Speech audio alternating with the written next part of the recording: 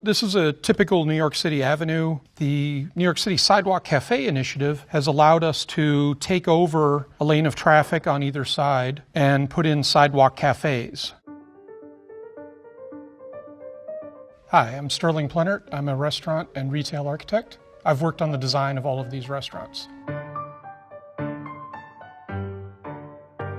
Today I'm going to talk about restaurant design here in New York City with COVID restrictions.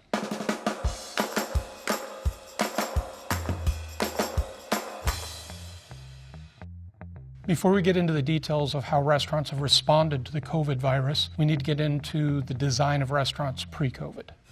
New York City restaurants are long, narrow spaces typically because they're taking up the base of a tenement building.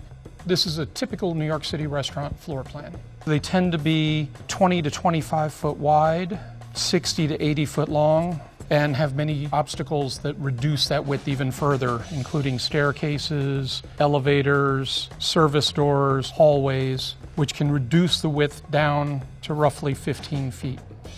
So then COVID hit. The typical restaurant that we just walked through suddenly lost all of its occupancy. So pre-COVID, a restaurant which had 40 persons able to dine in the restaurant has been reduced to 10 persons. They are, however, allowed to expand into a lane of traffic, which allows them to add 16 persons, depending on the size of their space. Pre-COVID, a restaurant's goal was to look full, to look inviting, to look like a space that a person wants to go and dine in. That's completely upended now. Now you need a place that looks safe to go, which is a different environment. You don't want a restaurant that's packed with people indoors. You want a restaurant that feels like they're taking your safety seriously, which means the outdoor dining is separated.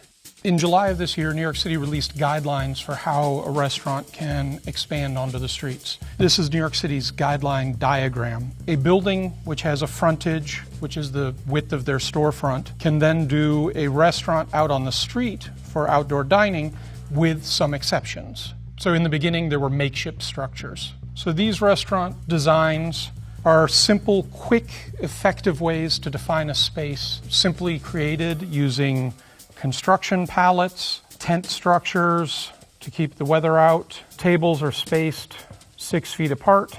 A raised floor allows for ADA access, safety barrier elements that protect your patrons from traffic and the adjacent spaces. So the challenge of this first phase of outdoor sidewalk dining is that if you have a car directly adjacent to somebody sitting at a table having dinner, it's not a very nice environment. It doesn't feel like a safe, comfortable place to eat. You're mixing their exhaust smoke with your fine dining experience. Mayor de Blasio announced that sidewalk dining would become a permanent element of New York City. In this next phase, restaurateurs had figured out a couple ways to enhance their space very inexpensively, including adding landscaping along the perimeter barricades. This served the purpose of softening the structures as well as providing that respite from New York City traffic exhaust. Another one of the challenges of a New York City restaurant, the New York City street tends to be arced so that water drains into the gutters. And it's really not that pleasant to be at a table that's sitting on an angle. By adding a floor that's flush with the sidewalk, you end up with a straight flat surface that is ADA accessible and makes for a better dining experience. So these structures really only work in good weather. Nobody wants to sit out on the street when it's raining out. Sidewalk cafes have been very successful over the summer here in New York City, but now we're moving into the fall and winter months when the temperature is dropping. The question becomes, how do you winterize an outdoor sidewalk cafe while meeting the rules of COVID? So in New York City in winter, you're going to have rain coming from above. You're going to have wind blowing from the sides, water and ice and snow building up on the streets. So you're making a contained environment that shields you from these elements. We start adding elements like roofs, you end up adding walls, and then clear vinyl sheets.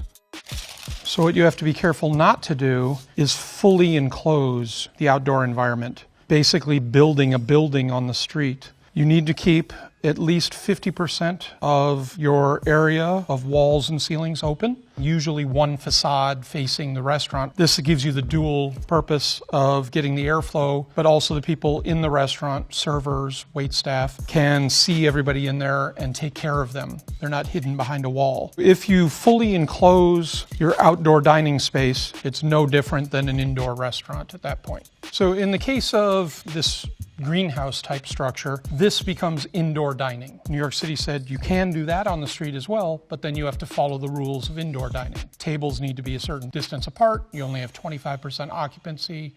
So the goal of this next phase of sidewalk cafes, it's to make a pleasant experience of outdoor dining, similar to what you had pre-COVID indoor dining. It's to make it year-round dining, a space that people are comfortable going in midsummer or midwinter equally well. And it's basically to allow restaurateurs to have enough tables to keep in business to get through the end of this crisis.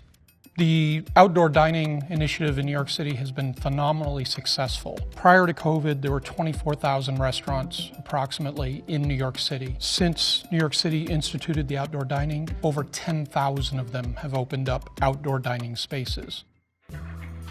Now I'm going to walk you through restaurant design pre and post-COVID.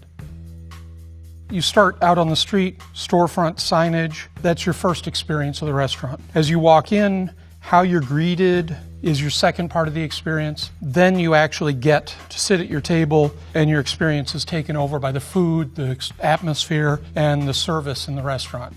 So post-COVID, the experience of walking up to a restaurant is very different. You need to socially distance. You've got your 6-foot space decals on the street. The dots that have been put on sidewalks and everything else around the city are fairly effective. When you come in, you no longer see diners right away. What you see is a host stand with takeout instructions. So you're picking up orders, having food to go. Part of the signage package that's involved in a restaurant now are things like face covering requirements, how you go to the bathroom in a restaurant, what the rules are when you're in the restaurant. So these photos are of restaurants, obviously pre-COVID, which show the activity, the interaction of people. The primary directive is to get the people at the tables that are able to be seen from the exterior. Food and beverages both look better under natural light. Post-COVID, you're going to have far fewer people. You're going to lose every other table here.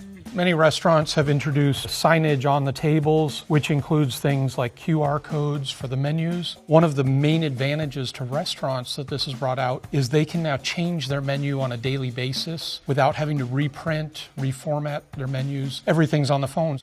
So that's how the restaurant experience has changed post-COVID. Now I'm going to talk about the future of dining in New York City. So as we move into the next phase of sidewalk cafes, New York can learn a lot from European cities. While outdoor dining in New York City and taking back streets from vehicular traffic is something new for us, in Europe it's been happening for years. European cities have plazas, sidewalks, all filled with outdoor dining and seating situations. It's part of the urban fabric of those cities, and it's very successful. It makes the streets safer, it makes them more active, and it extends the life of those sidewalks and cafes further into the evening or earlier in the morning because it's part of the cityscape. So some of the things we can learn from European cities and how they interact with their outdoor dining is that it doesn't have to be an interference in the sidewalk or streetscape. In some cases, they've extended the storefront out onto the street or sidewalk. They've allowed it to be part of the restaurant, just an outdoor portion of it. And similar to what we're doing here in New York City, they've created platforms that are separate from the restaurant and the sidewalk goes between them. Some of the more successful restaurants have faced all of the seats towards the street. It becomes an interactive viewing, almost like theater. Some of the streets in Europe that are most famous for doing this are the Champs-Élysées in Paris or La Ramblas in Barcelona, where having sidewalk cafes and dining has not only become a draw for it, it's become a tourist attraction in its own right. One of the big design challenges in New York City is that we don't have service ways or alleyways behind the buildings. Any sidewalk cafes or outdoor dining that we design are going to have to compete with those services for space on the street. COVID has accelerated a program in New York City called Open Streets. Streets closed or mostly closed to vehicular traffic, opening them up for pedestrians and non-vehicular uses. New York City had 87 separate open street designations spread throughout the city. So this is what a New York City open street might look like. You've got sidewalk dining on either side. You've opened up to pedestrians. It becomes like a block party that's permanent.